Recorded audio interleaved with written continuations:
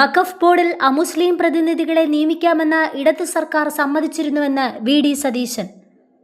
വഖഫ് ബോർഡുമായി ബന്ധപ്പെട്ട വിവാദങ്ങളിൽ വിശദീകരണവുമായി മുഖ്യമന്ത്രി വി.ഡി. സതീശൻ.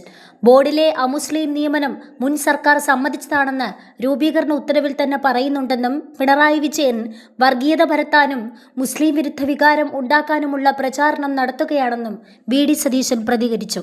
മന്ത്രിസഭാ യോഗത്തിനു ശേഷം നടത്തിയ വാർത്താ സമ്മേളനത്തിലായിരുന്നു മുഖ്യമന്ത്രിയുടെ പ്രതികരണം. രാജ്യത്തെ ഏറ്റവും ആദ്യം രൂപീകരിച്ചത് കേരളത്തിലെ വഖഫ് ബോർഡാണ്. മുസ്ലിം ഇതര പ്രതിനിധികളെ വയ്ക്കണമെന്ന് രൂപീകരണ ഉത്തരവിൽ തന്നെ പറയുന്നുണ്ട്.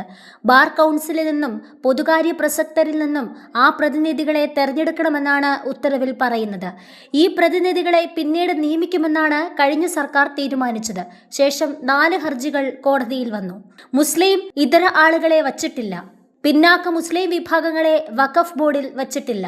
നിലവിലുള്ള ആളുകൾക്ക് മതിയായ യോഗ്യതയില്ല തുടങ്ങിയ ഹർജികളായിരുന്നു അത്.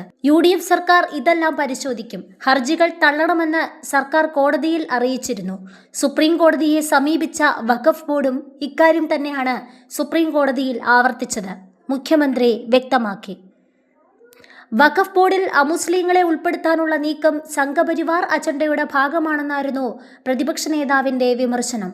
ഇത് രാജ്യത്തെ മതനിരപേക്ഷ നിലപാടുകൾക്ക് വിരുദ്ധമാണെന്നും BJP ഭരിക്കുന്ന സംസ്ഥാനങ്ങളിലെ സർക്കാരുകൾ സ്വീകരിക്കുന്നതിന് സമാനമായ നിലപാടാണ് കേരളത്തിലെ സർക്കാരും ഇപ്പോൾ സ്വീകരിക്കുന്നതെന്നും പിണറായി വിജയൻ ആരോപിച്ചിരുന്നു.